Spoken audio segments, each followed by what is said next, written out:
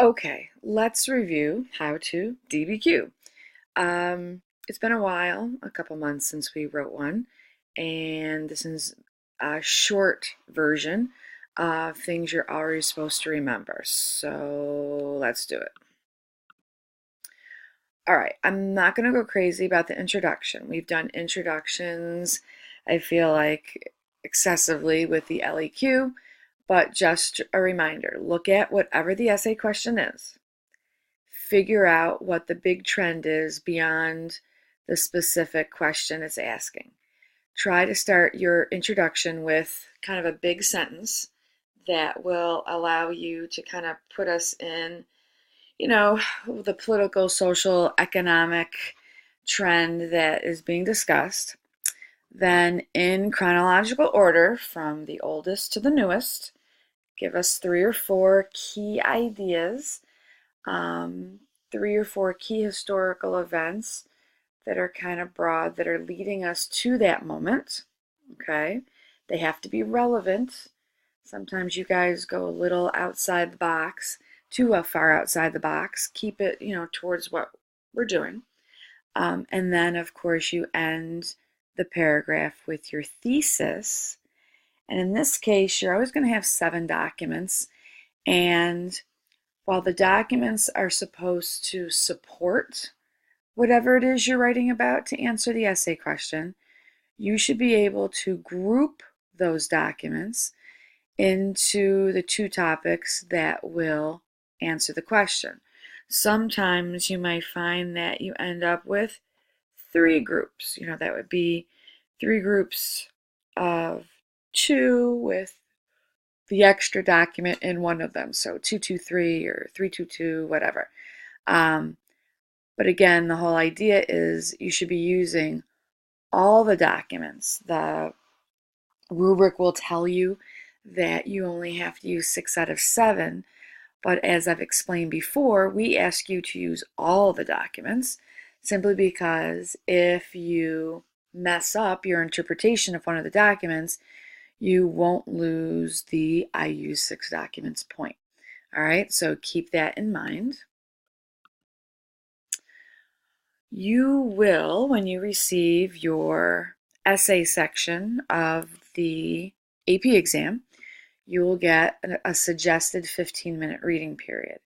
And in the exercises we're going to do, especially the one this week, we're going to give you 15 minutes where you can't write the essay, but it's 15 minutes where you have to read all the documents, you have to figure out what the key message or the summary of each document is.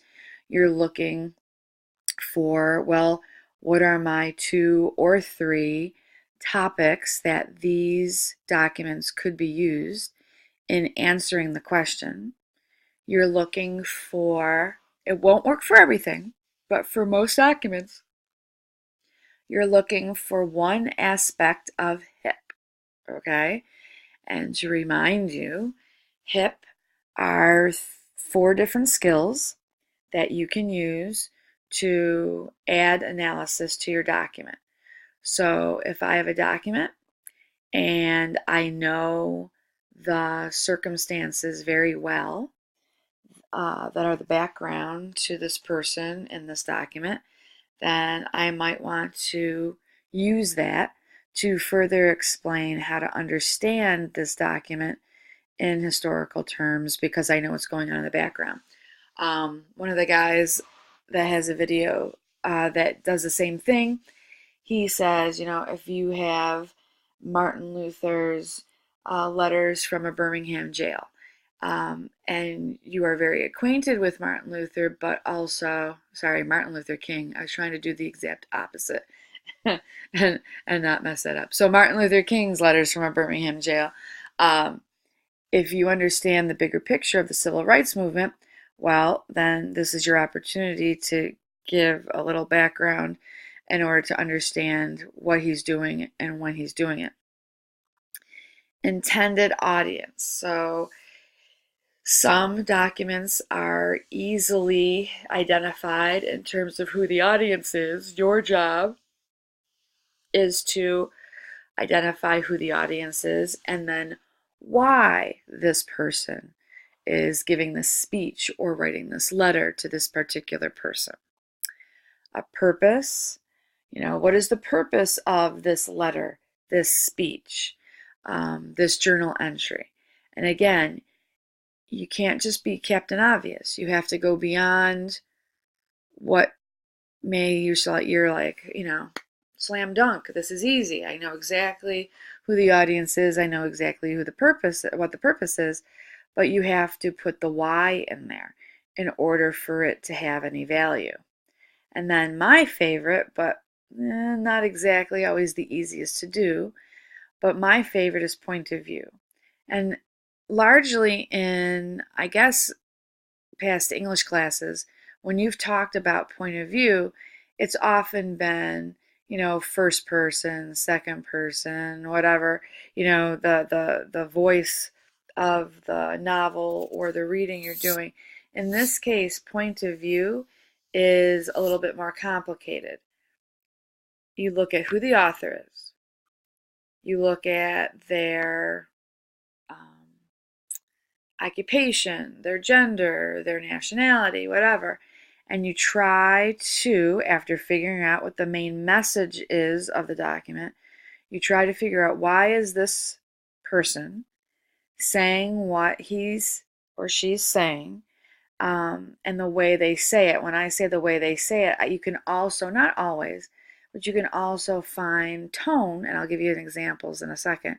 You can also find tone in many documents, and tone helps you understand, the motivations behind a person. Is he happy, mad, sad, glad, etc., and why? All right? So while you don't have to do this for every document, I believe the minimum is 3, and you have 7 documents, and students are not always successful in their attempts at establishing HIP. So we always tell our students, try to go beyond your 3 attempts so that you can hedge your bets and hopefully be successful with at least 3 of them. Okay, so here's one of the things that just makes for better writing. Historians, are trying to prove a point, and they're working with documents to help support their point, which is exactly what you're doing. And you have to treat documents with respect. I know that on the exam, it'll say Doc 1, Doc 2, Doc 3. That is just the collection. Your focus on writing about these is going to be, what does the source tell you about the document? Who is this? Where are they from? What kind of document this is? And you do this through something called attribution. I'll come back to this slide in a second, but I picked this off of an old Black Death DBQ because I just want to show you.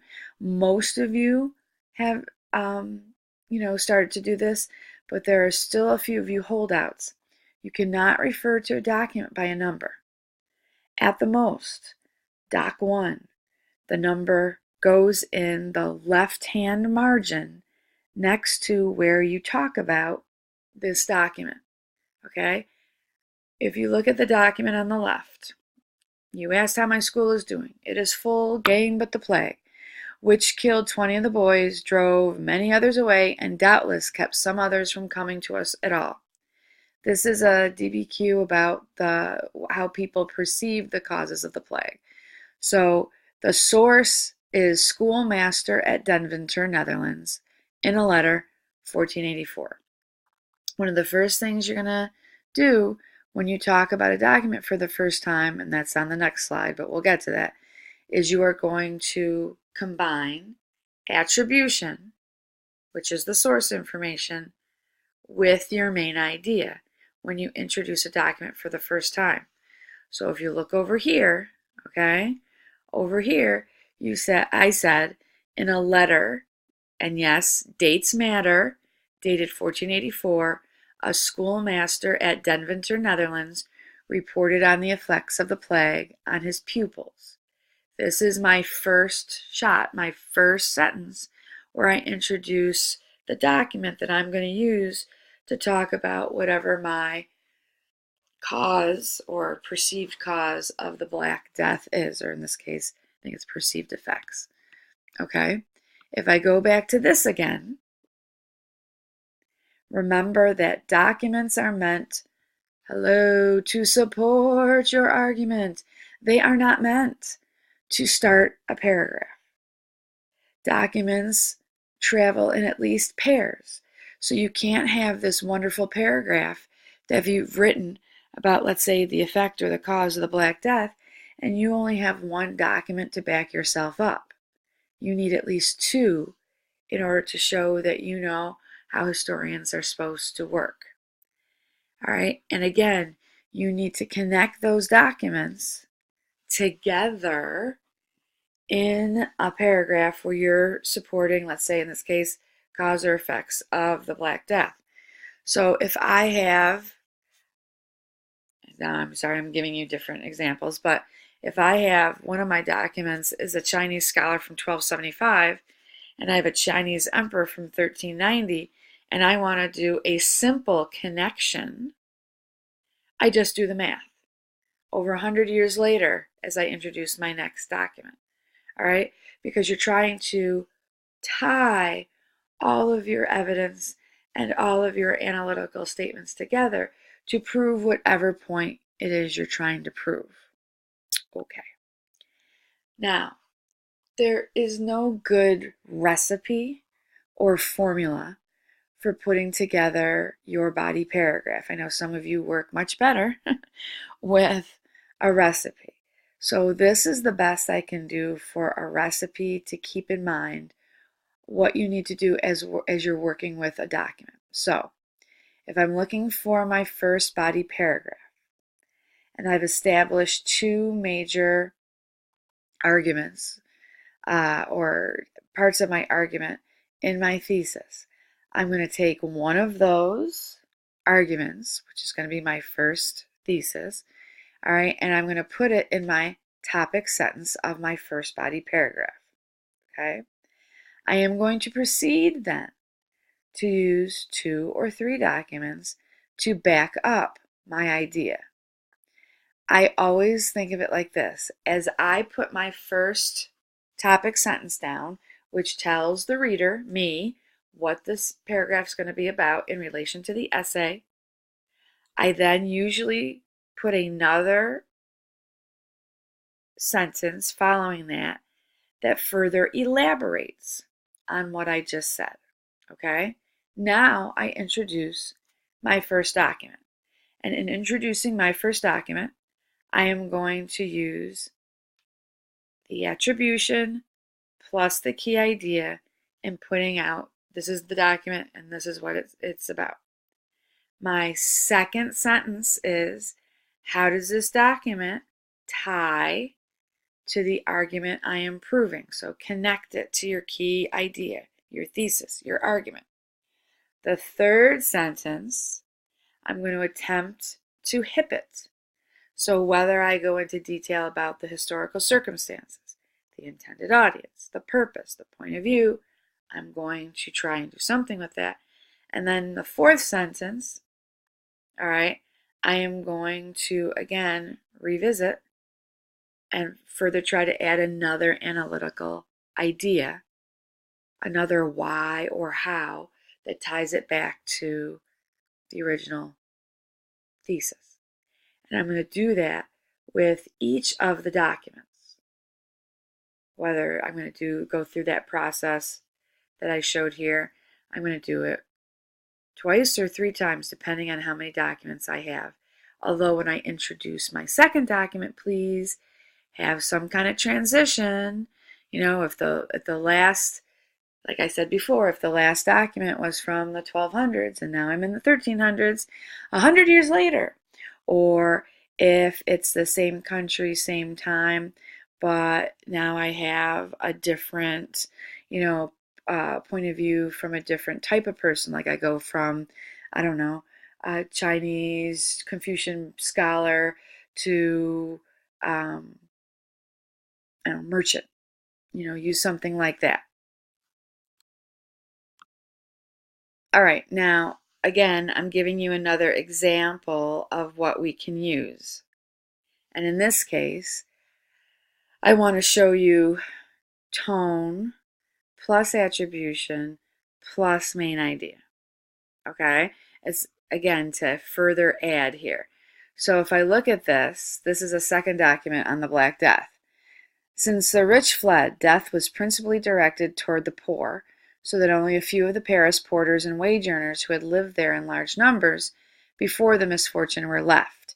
You look for words that might suggest how this guy feels. So over here, I try to put three things in here. In his 1523 Book of Reason, French author Nicolas Versoris showed his dismay that the poor were the primary targets of the plague, since the rich had the means to flee the city.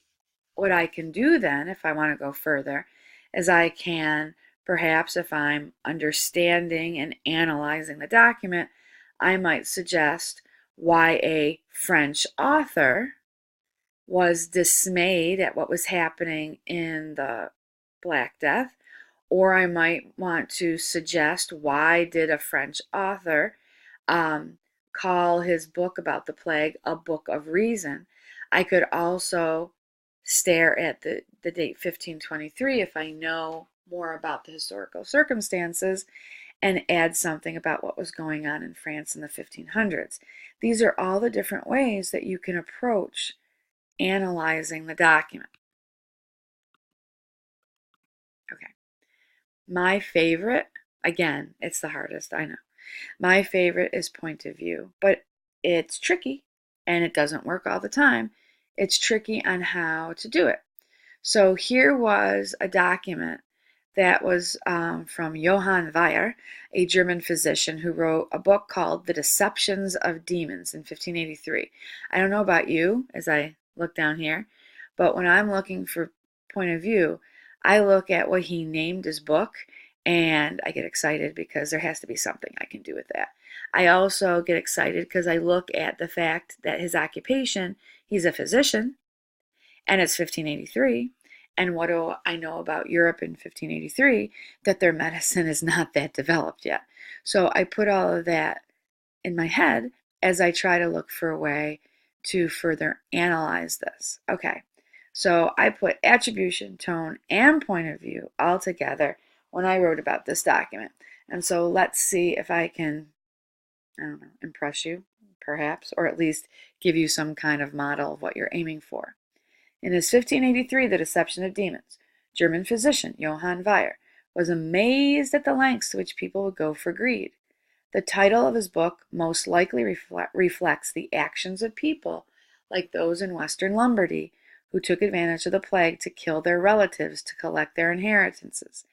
As a physician, he looked for a worldly cause of this epidemic.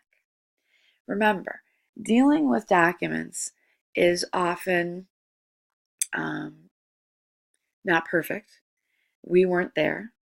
We have to take our understanding of language and our understanding of history and try to put together something reasonable that we can interpret. Oftentimes, students will have slightly differing interpretations, and technically, if it's reasonable what they're saying and the evidence lends to that, then you're technically both right. Sometimes you can be completely off the mark, but you're looking for something that is reasonable in terms of your interpretation. And finally, not to make things more complicated and annoying, within your body paragraphs, you need to add 2 more items to this whole recipe for success.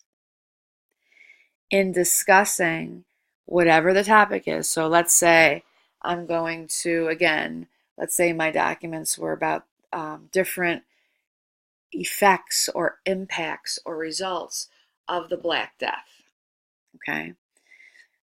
I need some significant piece of outside information that will add to the whole story, that will add to my whole argument that I am making about, in this case, the Black Death. So whether it's historical background, but again, you have to be careful, because did you use your knowledge and already use it in the historical context? It has to be something relevant. It has to be something that's not in the documents already. All right, and it has to be discussed in more than a brief mention. You actually have to expand on it. And again, you're expanding on something to help make your argument stronger. The other thing that some teachers aren't even bothering to teach because they figure, it's too hard. And yes, it is challenging. But the other idea is complexity. Okay. You have been, you've been the result of the College Board changing its mind a couple times about what to do about this. So this is what we've come up with that we're ideally going to attempt to teach from now on. And that is, you're going to try and do complexity, and you're going to try and weave it into each paragraph. So, and again, as the graders for the AP exam told me, we'll know it when we see it. So for right now, you'll know it, or I'll know it when I see it. All right, so if your whole paragraph is about a particular result, because it's, let's say, a causation essay, it's all about results. Somewhere in your essay, you lean towards a chance to go off on perhaps a particular cause. So it's the opposite of the historical thinking skill. If you're writing about changes, and in the middle of the change that you're writing about, oh, there's a natural connection to be mentioning. At the same time, here's this continuity. If I'm writing about comparison, and this whole paragraph is largely about differences, yet in the middle of my paragraph, I'm like, yeah, but there's this similarity, that is your chance to weave in some complexity. The other one I like, which again works more in a DBQ, because the other one works in an LEQ and a DBQ. But if you have these 2 or 3 documents that you are using to prove your argument, and it comes to you that there's a really specific voice, I mean voice like a particular person or thing, that if you had that document, that would help, further validate your essay, further validate your point, and you're pretty specific about it, and you explain why that would further validate or, unvalidate your argument. Try to do that and see if that helps enrich the analysis that you're trying to bring forth in proving your thesis or argument. And that, my friends, is a pretty brief overview of what you're trying to accomplish when you write your DBQ this week. I hope it helps.